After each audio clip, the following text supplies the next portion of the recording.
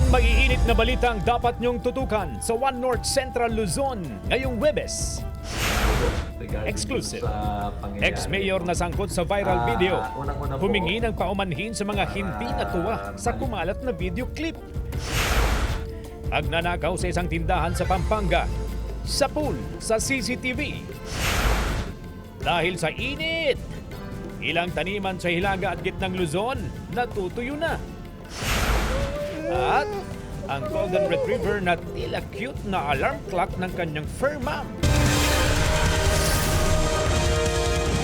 Ito ang GMA Regional TV, One North Central Luzon. Magandang hapon, ako po si Chris Zuniga. Mga jeepney driver sa Region 1 makatatanggap din ng cash assistance bukod pa sa fuel subsidy ayon sa DSWD. Ang detalye sa report ni Jasmine Gabriel Galban.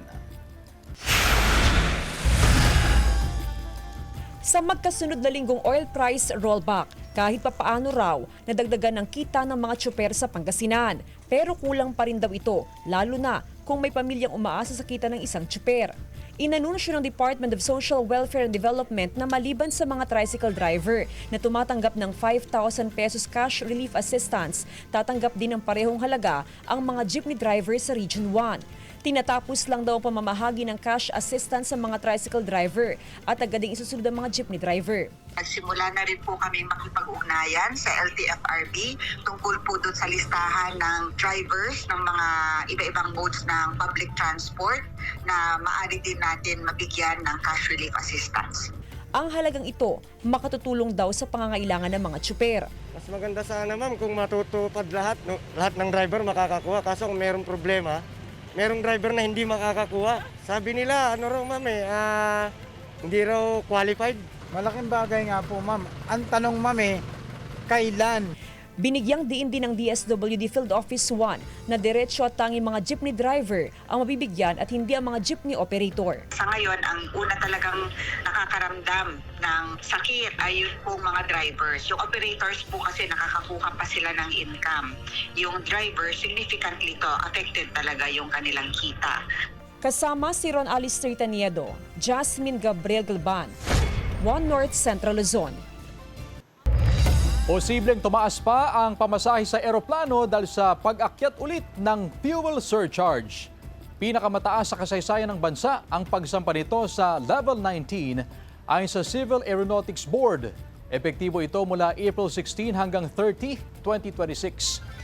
Aabot na sa 627 hanggang 1,824 pesos ang ipapataw na fuel surcharge sa domestic flights. Sa international flights naman, posibleng mahigit sa 2,000 pesos hanggang mahigit sa 15,000 pesos. Depende sa layo ng biyahe. Sa unang kalahati ng buwang ito, nasa level 8 lamang ang fuel surcharge. Ayon sa Transportation Department, hindi maiwasan ang taas singil dahil sa mahigit doble na ang presyo ng jet fuel. Ang bayad dyan ay pwedeng ipasa ng mga airline company sa kanilang mga pasahero para mabawi ang dagdag gasto sa krudo.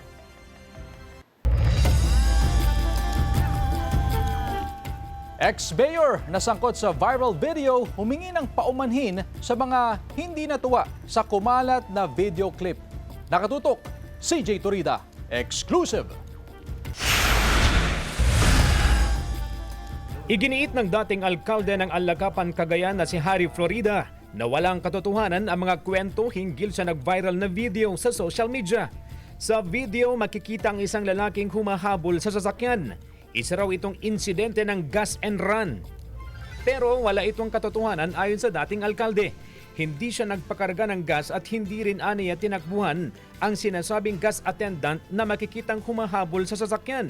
Ang dating alkalde rin daw mismo ang may-ari ng gasolinahan. Ang lalaki sa video, kinilalang si Tyson, Tubong, Pampanga. Kinupkup daw si Tyson ng pamilya ng dating alkalde 3 dekada na ang nakararaan. Napadpad daw si Tyson sa Alakapan matapos maapektuhan sa pagputok ng Mount Pinatubo. Hindi rin daw gas attendant si Tyson. Si Tyson kasi, yan, sidekick, kumbaga, kasama ko lang talaga. Biglang nakita kami na palabas, kaya hinabol kami. Minsan talagang nagkukulitan kami niyan. Ang daming mga kulitan, ang dami namin ginagawang vlog, ang dami namin ginagawang eksena. Sa kabila nito, humihingi ng pangunawa ang dating alkalde sa mga maaaring nasaktan sa napanood na video. Pasensya na po kung sa mata ng iba ay hindi po nakakatuwa sa inyo. Pero yun po ay sa aming dalawa po yun. No? Sa amin po yun. Wala tayong magagawa kung ganun po ang inyong pananaw. Humihingi po tayo ng paumanhin. Nauna nang nag-issue ng show cause order ang LTO sa 3 sakay ng SUV, kabilang ang dating alkalde. Sinuspindi rin ng 90 days ang lisensya ng driver at isinailalim pa sa alarma ang sasakyan habang iniimbestigahan ang insidente. Kung ano man ang parusa sa gagawin ng ating gobyerno sa amin, dahil lang sa maling video na yon ay nasa sa inyo na po yun. No? Nire-respeto namin kung ano man yung magiging pasya namin dahil ako rin po ay naging public servant. Nilinaw rin ng dating alkalde na pinasakay rin nila si Tyson sa sasakyan at kasama rin nilang nagmerienda sa isang kainan malapit sa lugar. CJ Torida, One North, Central Luzon. Pagnanakaw sa isang tindahan sa San Simon, Pampanga, sa pool sa CCTV. Nagbabalik sa report si CJ Torida. Isa umanong panlilin lang na nauwi sa pagnanakaw ang nangyari sa isang senior citizen sa loob mismo ng kanilang tindahan sa Barangay San Pedro, San Simon, Pampanga. Ayon sa pulisya, nangyari ang insidente pasado alas 5 ng hapon noong April 17. Batay sa CCTV footage na hawak ng San Simon Police, nagbabantay noon ang 89 anyos na ama ng may-ari ng tindahan nang dumating ang isang lalaking sakay ng motorsiklong walang plaka. Nagpanggap daw siyang customer at bumili ng isang pakete ng sigarilyo gamit ang 1,000 pisong pera na kalaunay na pag-alaman na peke. Matapos masuklian ng tunay na pera, may binili pa raw ang lalaki at sinadya umanong lituhin ang tindero. Kung ano-ano daw yung tinuturo, ma'am, parang nililito daw niya yung matanda. Nakita siyang doon, ma'am, nakita siyang parang nakabugkos na pera. Parang may darating yata na pangpuhunan po yun, ma'am eh. Habang abala ang matandang tindero, sinamantala ng suspect ang pagkakataon para kunin ang pera. Tinangay nito ang kahon ng sigarilyo na naglalaman ng humigit kumulang 18,000 piso. Matapos makuha ang pera, nagkunwaring aalis para bumili sa ibang tindahan at tuluyan ng tumakas. At saka may mga nakuha na rin po kami bagong informasyon regarding po sa pagkakakilan nitong taong ito. Continuous pa rin po ang investigasyon at saka ang follow-up. Patuloy ang investigasyon ng pulisya upang matukoy at maaresto ang suspect. Paalala ng mga otoridad sa publiko maging mapanuri sa mga transaksyon, lalo na sa pagtanggap ng malalaking halaga ng pera upang maiwasan ang ganitong uri ng modus ng mga kawatan. Sinisikap ng GMA Regional TV na makuhanan ng pahayag ang may-ari ng tindahan. CJ Torida, One North, Central Luzon. Samantala, heat stroke at pagkakaroon ng garapata sa mga alagang hayop ibinabala ng otoridad. Sundan sa report ni Sandy Salvacio. Ramdam na ang matinding init ng panahon ngayong Abril. Hindi lamang tao ang apektado kundi pati na rin ang mga alagang hayop. Ayon sa mga veterinaryo, ang sobrang taas ng temperatura ay maaaring magdulot ng heat stress, heat stroke at tick and flea infestation sa mga aso at pusa. Mas mataas ang panganib sa mga alagang hayop na may makakapal na balahibo, matatanda o may iniindang sakit. Nahihirapan po kasi na mag-regulate ng temperature yung mga pets natin since hindi nga po sila nagsisweat, no? So, paano nila na ipapalabas ito? Sa panting po. Ngayong tag-init, kanya-kanyang diskarte ang mga fur parent para sa kapakanan at kalusugan ng kanilang fur babies. Ang ilan, sa bahay muna, pinapanatiling hydrated at regular din nilang pinapaliguan ang mga alagang hayop. Ang pet owner na si Resin, pinagupitan ng 2 6-month-old nitong poodle ng summer cat. Importante po, nag-groom sila regularly, tsaka po more water. Kasi napansin namin, lagi sila nagdi-drink ng water every time. Kailangan po talaga, dedication din. Very common po kasi sa mga households natin, yung happy tayo na medyo bubbly po, medyo mataba po yung mga pets natin. Pero it comes at a cost. Lalo sa mga panahon na ito, isa sila sa mga very prone po pagdating sa heat stroke. Kasama si Daryl Peralta, Sandy Salvacio, One North, Central Luzon. Ito ang GMA Regional TV 1 North Central Luzon.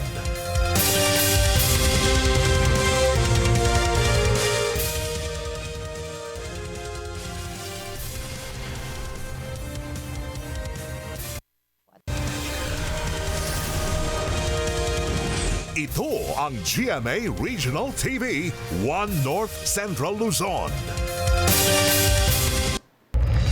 Isang bangkay ng hindi pa nakikilalang babae ang natagpuan sa palayan sa barangay Lublub, Alfonso Castañeda, Nueva Vizcaya, umaga noong linggo. Nakita ito ng dalawang lalaking napadaan sa lugar. Agad silang nag-report sa mga otoridad. Hindi pa nagbigay ng pahayag ang otoridad habang nagsasagawa ng investigasyon. Hindi pa matiyak kung ano ang sanhi ng kanyang pagkamatay. Arestado naman ng NBI ang 3 katao sa Mabalacat City, Pampanga dahil sa umano'y pagkakasangkot sa human trafficking. Katuwang ng NBI ang CSWD sa operasyon sa isang KTV bar sa Barangay Mabiga.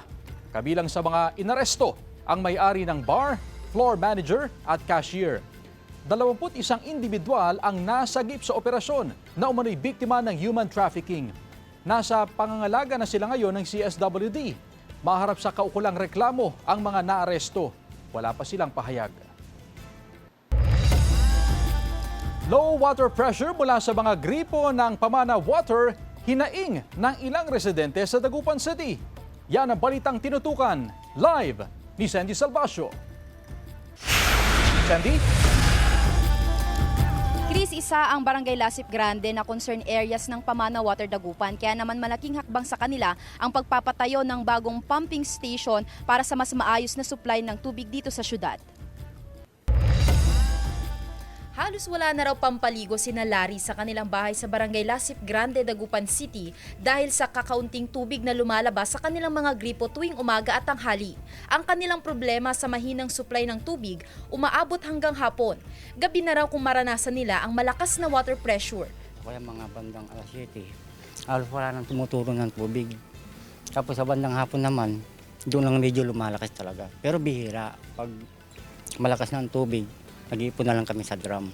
Isa lang si Larry sa mga consumer ng Pamana Water Dagupan na humihiling ng mas maayos na supply ng tubig sa kanilang lugar.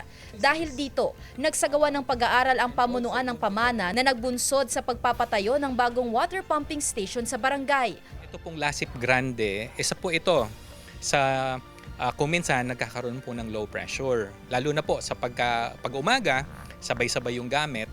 So, ito po ang concern area natin. Tatapusin daw ang bagong water source development sa loob ng 3 buwan.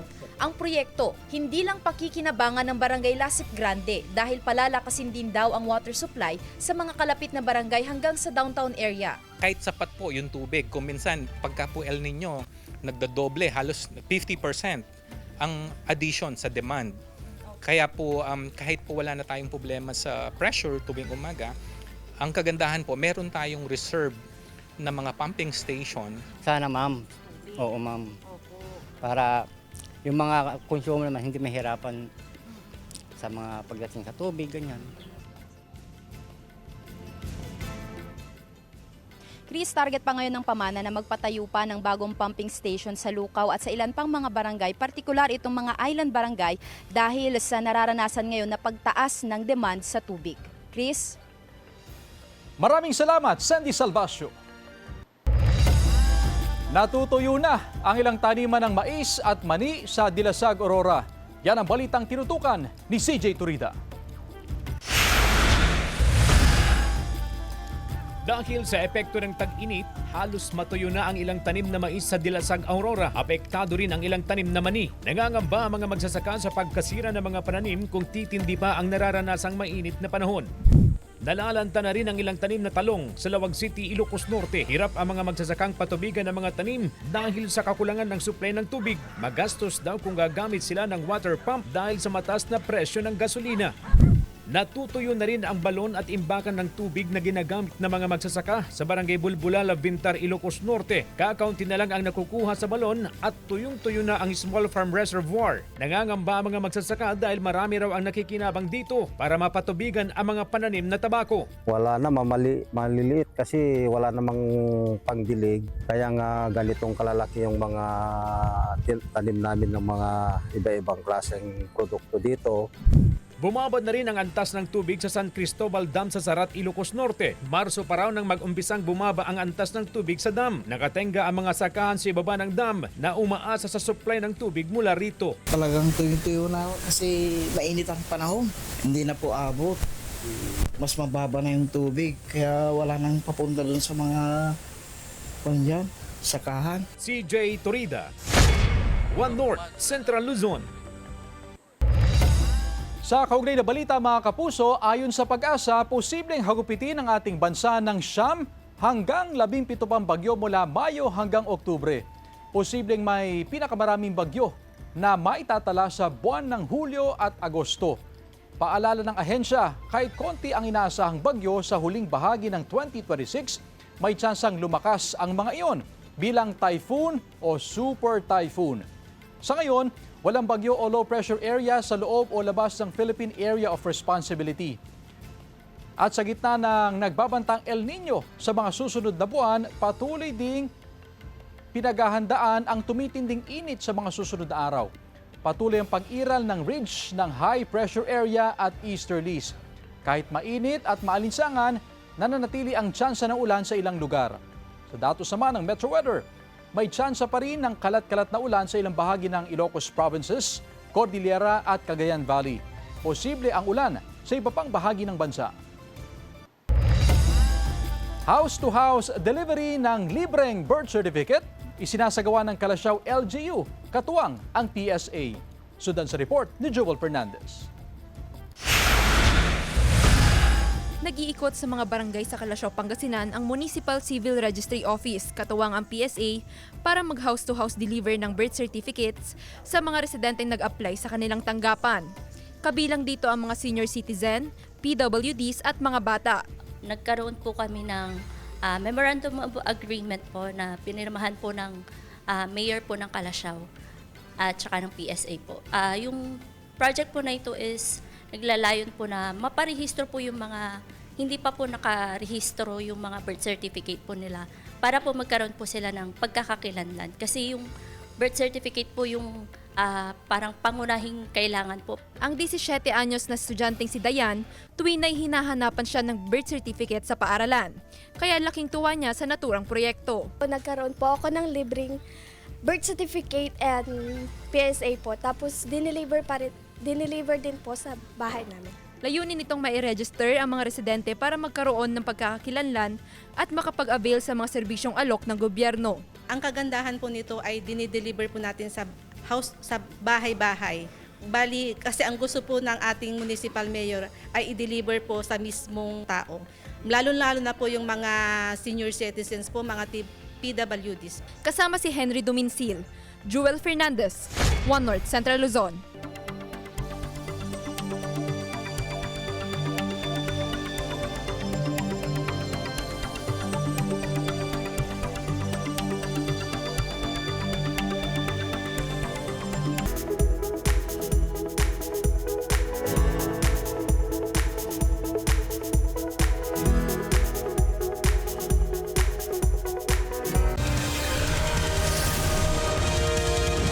Ito ang GMA Regional TV, One North Central Luzon.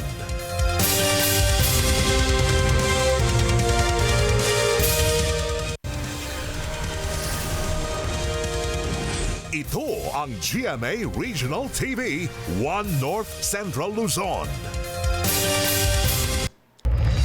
Drug den sa Baguio City na bisto sa search warrant operation. Tutukan sa report. Nabisto ang drug den sa isang kainan sa slaughterhouse compound sa Barangay Santo Niño, Baguio City matapos magpatupad ng search warrant operation ang mga otoridad sa lugar noong Biyernes. 12 katao ang naaresto, kabilang narito ang 3 target sa operasyon. 10 pakete na naglalaman ng inihinalang shabu ang nakumpiska ng otoridad. Mahaharap ang mga nahuli sa reklamong paglabag sa Comprehensive Dangerous Drugs Act of 2002. Wala pa silang pahayag. Natimbog ang 21 anyos na lalaki sa buy-bust operation ng otoridad sa La Trinidad, Benguet. Nakuha sa kanya ang 8 kilong dried marijuana leaves, stalks at fruiting tops na nagkakahalaga ng halos 1 milyong piso. Wala pang pahayag ang suspect na sasampahan ng reklamong paglabag sa Republic Act 9165 o Comprehensive Dangerous Drugs Act of 2002. Kalaboso ang 48 anyos na babae matapos mahuli sa buy-bust operation ng pulisya sa Barangay Maluwa, Dagupan City gabi noong April 17. Kinilala ang suspect sa alias Jovi, taga-Barangay Pantal, Dagupan City. Nakuha sa kanya ang humigit kumulang 12 gramo ng hinihinalang shabu. Sinampahan na siya ng kaso. Sinusubukan ng GMA Regional TV na kuhanan siya ng pahayag. Senti Salvacio, One North, Central Luzon. Voter registration pansamantalang sinuspinde ngayong linggo para bigyang daan ang Election Registration Board hearing ng COMELEC. Narito ang report. Nagsimula ngayong linggo ang Election Registration Board o ERB hearing. Ibig sabihin, susuriin, i-validate kung approve o disapprove ang application for registration ng isang aplikante. Binubuo ng election officer, civil registrar at kinatawan ng DepEd ng ERB. Dahil sa hearing, pansamantalang sinuspindi ang voter registration. Lahat ng registration forms ng mga applicants na nag-apply within a certain quarter, kasi ang approval, ang ERB hearing po is being conducted every quarter during registration period. Aabot sa halos 2,000 ang nagparehistro ngayong unang quarter ng 2026. Sa loob ng 6 na araw ay susuriin ang bawat aplikasyon. Pagkatapos ng ERB, siguro, siyempre mag-aano pa kami, magbibilit pa kami ng mga namatay, mga nag-transfer. Para sa mga botante, mahalagang ERB hearing para matiyak na lehitimo ang bawat botante. Importante po sa mga botante po. Para po sa darating na election po. Opo. 5 araw ang deadline ng ERB hearing sa bawat bayan. Matapos ang ERB hearing ay maglalabas ang COMELEC ng pinal na listahan ng mga approved applications for voter registration. Kasama si Ron Alistair Taniedo, Jasmine Gabriel Galban, One North, Central Luzon. Mabilis na aksyon sa anumang operasyon pinaigting ng Dagupan City Police. Narito ang report. Sa video ng isang concerned citizen, makikita ang ilang lalaki na nakahandusay sa kalsada sa Barangay Tambak, Dagupan City matapos silang mahuli ng mga pulis. Ilang minuto pa, makikita na rin ang pagdating ng ilan pang kapulisan at medic sa lugar. Yung hinuli nila yung 2 lalaki na nakamotor. Tapos pinusasan nila. Nilabas nila yung baril yung lalaki na hinuli nila, nilabas nila. Tapos may pinakitang parang shabu. Pero ang naturang insidente, bahagi lang pala ng simulation exercise ng Dagupan City Police Office. Maganda yung gano'n na parang totoo na ginagawa nila. May nahuli, sabi namin. Ang CIMEX, bahagi ng paghahanda ng pulisya sa iba't ibang uri ng emergency at banta sa seguridad. Atin pong ginagawa ito upang ang lahat ng ating mga membro sa pulis ay magagawa ang ganitong senaryo nang hindi po natin kailangan gawan ng hindi magandang paraan. Kabilang sa mga isinagawang senaryo ang pagdugon sa krimen tulad ng stabbing at shooting incident. Kabilang ang aksidente sa kakalsadahan. Ito po natin ay papakita na ang ating pagsasagawa ng simulation exercise ay nagiging magaling ang ating mga kapulisan dahil nasasanay po sila dito. Kasama si Daryl Peralta, Senti Salvacio, One North, Central Luzon. Sa iba pang balita, pagdaraos ng Centennial Canonical Coronation ng Our Lady of the Most Holy Rosary of Manaoag naging generally peaceful ayon sa PNP. Narito ang report.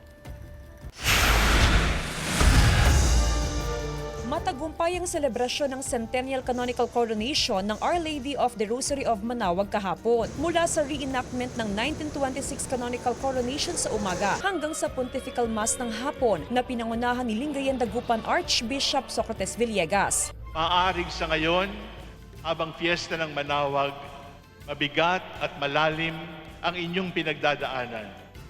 Maaaring sa pakiramdam ninyo, iniwanan na kayo ng anghel, iniwanan na kayo ng birhen, iniwanan na kayo ni Jesus, subalit ang alaala lang natin ay kahit iniwanan na siya ng anghel, ay hindi iniwanan ng birhen si Jesus. Nanatili si Jesus sa kanyang sinapupunan at binigyan ng boses ang salitang nagkatawang tao. Mas lalo pang dumami ang mga debotong nakisa sa prosesyon. Bit-bit ang panalangin ng walang hanggang pasasalamat kay Apo Bakut. Napakahalaga po talaga, lalo na po sa panahon natin ngayon. Talagang wala po tayong ibang paghahawakan kundi yung pananampalataya natin sa taas, Apo Bakut, tsaka kay Papa Jesus. Tampok sa pagtatapos ng selebrasyon, ang drone at fireworks show. Sa datos inilabas ng lokal na pamahalaan, aabot sa mahigit 1 milyong deboto ang dumalo sa selebrasyon. Bagamat may mga debotong nahilo at nawalan ng balay dahil sa matinding init ng panahon, lahat naman daw ay nabigyan ng atensyong medikal at nasa maayos ng kalagayan. May reported na 208 na na-assist po medically. Yung mga hinimatay o kaya nag-hypoglycemia, tumaas ang BP.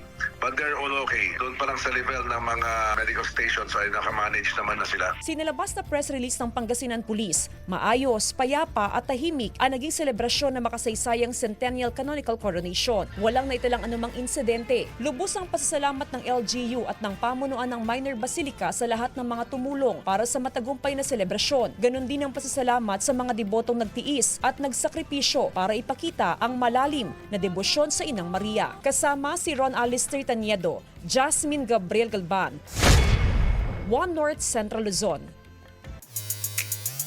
Golden Retriever, tila cute na alarm clock sa pag-iyak sa fur mom na tinanghali ng gising. Philippines Report. Mga kapuso, ano ang madalas na gumigising sa inyo? Gutom ba, tilaok ng manok o talak ni mama? Ibahin niyo raw ang isang taga Cavite na may cute na alarm. Tinanghali ng gising ang isang fur mom sa Bacoor. Ayos lang dahil una namang bumati sa kanya ang sweet na paglalambing ng alagang si Choco.